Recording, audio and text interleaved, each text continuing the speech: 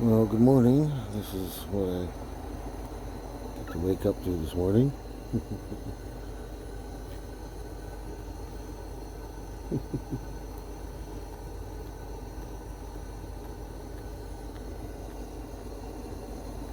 Quite interesting, eh? Rather cute, eh? Cute and amusing. He's just stretched out there.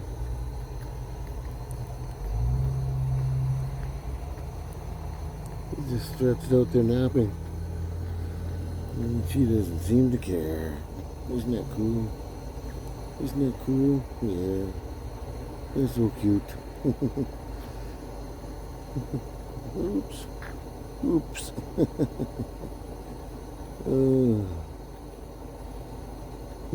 That's cute.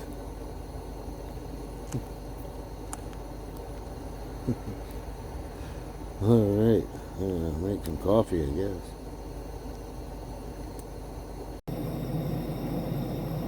Holy cow, it's cold out there again today. Can you see the frost on top of my Forerunner there? It's really cold this morning again. Okay, I'm gonna make some coffee. Ciao for now. Oh boy, she's wiggly. I'm hoping you can see this. Whoops, come here. Oh boy, oh boy. Let's get her up on here. Oh boy, let's get her there. Can you see right behind her ears? Right behind her ears, you see? There's a kind of a tan mark coming in there on both sides. Come on, get up there. There you go. See? Can you see it? Hard to see, eh? There you go. There's tan marks coming in on the sides of both of her ears there. So, not gonna be pure white. Not a full angel. Oh, now you can see it. I can see it. There you go, see? There you go. Yep. Interesting. Talk to you soon. Bye.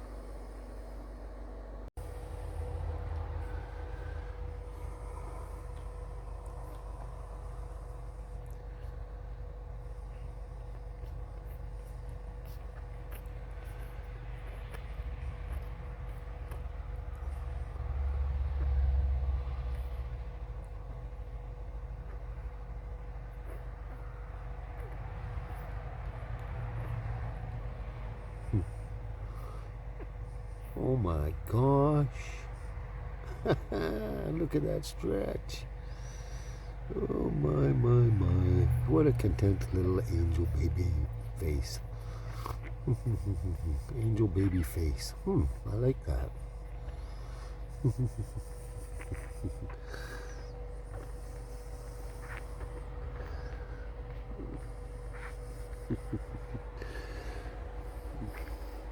Angel baby face. It's got a nice ring to it.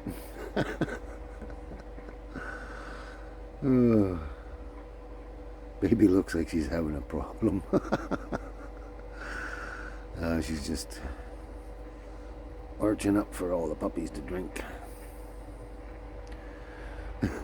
Okay. See you in a minute. There we go. I thought I'd bring everyone in a little closer because you can't see him back in the corner. Oh boy, oh boy, oh boy, oh boy. Oh, I'm tired. I was up until 6. Then I got up at 9:30. Oh my God, I'm tired. It was cold outside. I don't feel like going anywhere, doing anything. I'm not gonna go to the kitchen today. I don't want to pack up puppies and everything. Yeah, it's just not worth it. I'm gonna eat at home today. Yeah. So I'm hoping you saw that. The little monkey here has little tan marks on both sides of her ears there. She's not going to be pure white, which is fine by me. Oh boy. So anyway, I don't know. I thought today I'd just sit around and talk at you. Sounds fun, eh? Anyway, I thought I'd give you a little history on the Shih Tzu. The Shih Tzu. Shih Tzu. Yeah, they're cool. They're actually one of the most ancient dogs, those and the Maltese. They're both two ancient dogs. Maltese is spoken about by Alexander the Great in 300 and something BC, way back then.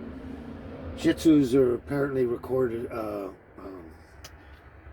in documents or something way back about 1,000 years BC or something like that. They both go very ancient dogs anyway.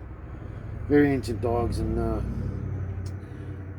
apparently the Shih Tzu originated in Tibet, and then was snapped up by the Chinese royalty because they loved them so much, and that. And they had a big breeding program over in China and stuff, and there was this I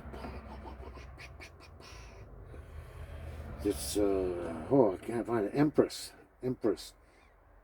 Zhu Qi, that's her name, from the Dowager Empress.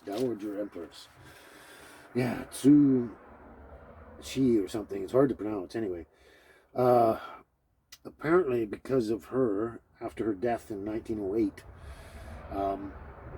and it was during the Chinese Communist Revolution that these dogs almost went extinct, and apparently it's due to someone spiriting away 7 breeding pairs, 14 dogs, 7 males, 7 females, and apparently that is all of the Shih Tzus we have today in North America are related to those 7 breeding pairs that were saved during the Communist Revolution and during that period of time. I found that's pretty interesting. And of course, the legend has it that Buddha came down to earth and brought the Shih Tzu with him. And when he got here, he loved the Shih Tzu so much he kissed it on the forehead, and created what they call the Star of Buddha. The Star of Buddha on the forehead like that, right? Baby. Yeah. Anyway, it's a lot of people call it the mark. They call it the Buddha kiss, or the Star of Buddha, or just Buddha kiss. Anyway, I thought that was cute. Yeah. So that's some of the history on that. I'm a little bit tired still, so I'm not eloquent. Let's put it that way. Anyway, they're not considered the most obedient breed. And that's very true. They certainly have a mind of their own. And on top of that, they're notorious from ancient times that apparently they fear nothing. And she's a perfect example of that. She'll go after any big dog no matter what. And I got to watch her. It's kind of scary because she could get herself hurt that way. And so we try and avoid that. But yeah, apparently they've been very well known for being completely fearless. Yeah, so I just thought I'd give you some of that information. Thought that was cool. Oh, so basically, I'm just going to sit around here and do very much of little of anything. So today, so maybe I'll just I don't know, talk to you about stuff. Anyway, I'll talk to you soon. Ciao for now. Oh boy. Oh, I knew exactly what I wanted to say, and I think I got brain fog or something like that. Oh my God. Anyway, so, well, apparently, that little story about my life, I guess you didn't fill in all the details. Apparently, some of you, that just wasn't enough for some of you. Someone wanted some more. It's like, please, sir, can I have some more? This isn't bloody Oliver, you know? Anyway, this little speech is going to be inspired, I guess, by Dakota. So, people want to know like about my jobs and stuff. Well, that's a long story. I'm not going to tell it all. Anyway, so yeah, I've done tons of jobs. I've been a gas jockey. I've dug ditches. I've, worked in warehouses. I've driven trucks, like semi trucks. That's another story about my Class 1 license. But anyway, damn, there's so many things I've done. I worked on construction sites. I'm actually an apprentice carpenter. I'm actually an apprentice bricklayer. When we moved up to Smithers when I was 17, and my parents owned the jewelry store. I became a certified goldsmith, and I'm actually really good at gold and silver and most metals and stuff like that. Really good at that. And I think I mentioned earlier sometime about not being a doctor bit. That's a bit of a story, but I don't know. I don't know. I think when I've done a lot of things anyway, but I think as far as career and work goes, I just for some reason I think I just always wanted to be outdoors. I just had this desire just to be outdoors all the time, and I just think that really got in the way of nailing down any kind of job or career or anything. I worked at places like the liquor board in Vancouver, in the west side, the west end of Vancouver. Yeah, way different than the west side, two different places. So the west end of Vancouver, the busiest area. Worked in the liquor stores there for 10 years. So, yeah, I kind of, I don't know. Like I said, in Expo 86, everything changed in Vancouver, and I don't know, it was too claustrophobic or something, and I had to get out of there. But yeah, I think that's my biggest problem. I just wanted to be in the wilderness all the time. When we moved up to Smithers there, I spent most of my years in Smithers out in the wilderness. I'd walk up and down the creeks and rivers and stuff like that, fishing everywhere, and I'd just wander around in the wilderness. And that's where it really fulfilled my passion a lot, being up there. And then I came back to Vancouver down because of work just went nuts everywhere, and I came back to Vancouver. And then I just ended up coming over to Vancouver Island because, I desired the wilderness again. So it was an easy jump to come over here and just go out in the woods and explore and do all that kind of stuff and fish and everything, right? So yeah, that's probably what happened with me as far as work goes. I mean, I've done a hell of a lot of things. Probably the only two, I guess there's a lot more than that. I've never been a brain surgeon per se, or a rocket scientist. But two of the trades I never really actually got or did or understand a lot of is plumbing and electrician. So anyway, that's a story of my work thing. I hope that kind of satisfies you. I'm kind of feeling that's not going to. But obviously, if you have any more questions, I do read the comments. Anyway, I hope that satisfies you for now. I'm actually got another question on the same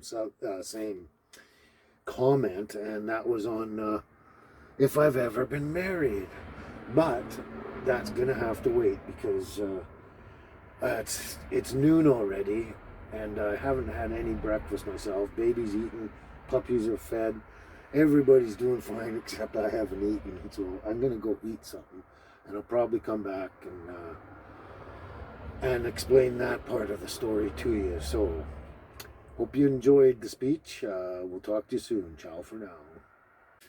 Oh, that omelet was delicious. Delicious as usual.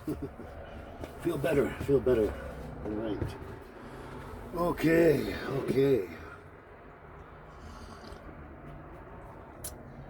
Now I guess everyone's waiting for the big one, eh? Have you ever been married? No, never. No, never. When I was growing up, I guess very young, I saw all the dysfunctional marriages and failed marriages and that growing up. You know, throughout our whole neighborhood, everywhere on the planet, I guess.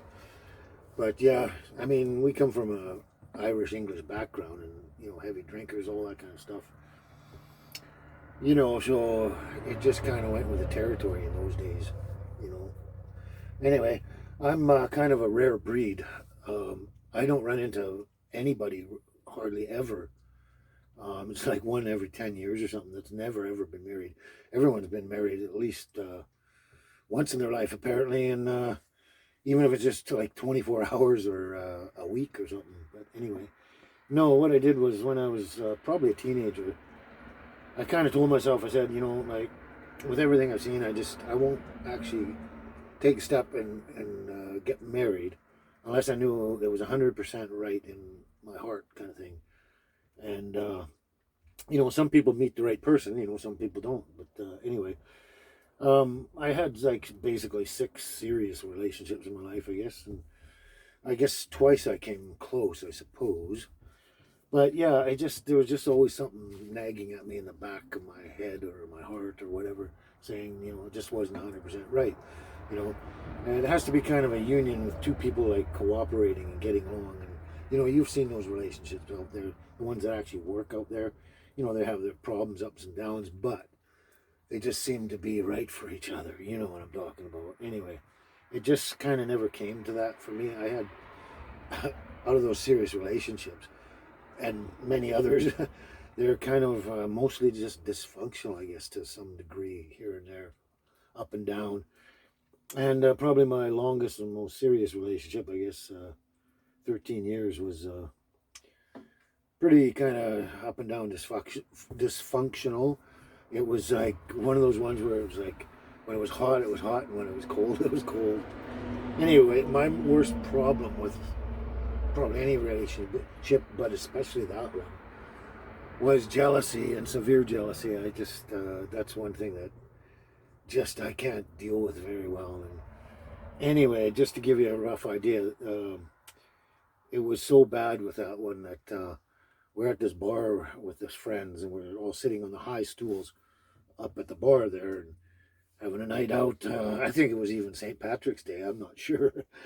But anyway, we're sitting there, and then, you know, we're talking, and I was looking around, and I looked back at my girlfriend, and for some reason she thought I was eyeballing this waitress, right? And I looked at her and I said, no, I mean, that's ridiculous, right?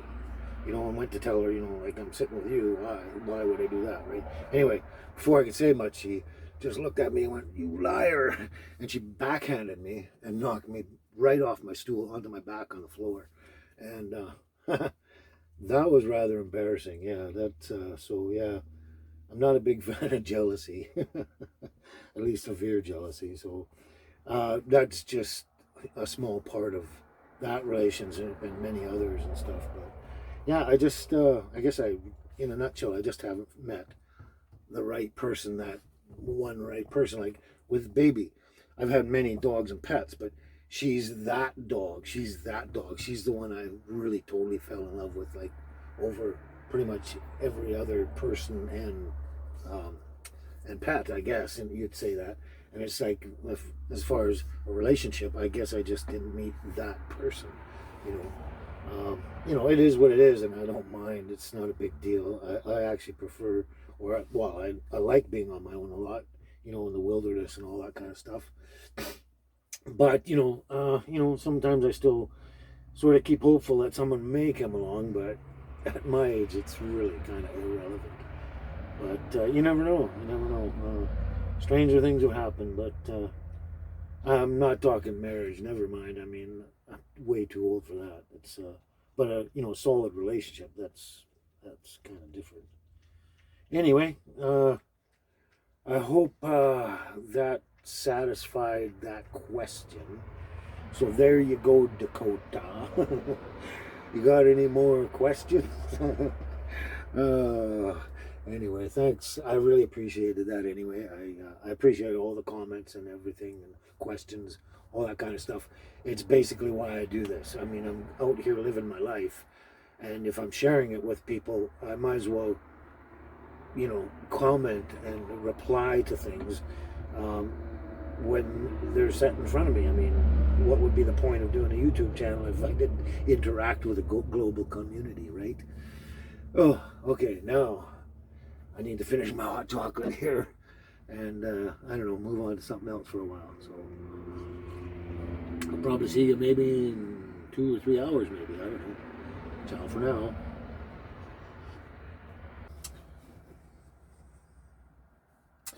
Okay, I lied. It's only been 30 minutes. But I had to bring you an update I completely forgot about. Anyway, this morning, fairly early, I guess, or really early, I think, I got an email from Brent, and he is definitely coming over tomorrow. He's got an appointment, something, I can't remember what it was. Got an appointment anyway, just after lunchtime, I guess, and then right after that, he's going to come down over here, and we're going to have our visit. So, good news, and I'm really looking forward to that, really a lot. This should be really cool. Um, and I've been mulling over the idea of possibly doing some kind of live stream with Brent and I and the puppies and everything like that when he shows up. I just don't know if how challenging it might be, and whether I can actually pull it off very easily or not, and whether Brent really wants to. He's kind of busy, so he might not have a lot of time. You know what I mean? Uh, it'll be what it'll be, and we'll just have to see. And go from there. But I just thought I'd bring you up to speed on that one, and uh, I'm just gonna finish this video for today, and I'll come back probably in 2 or 3 hours or something, and I'm gonna leave you with a little bit of puppy love here. Okay, ciao for now.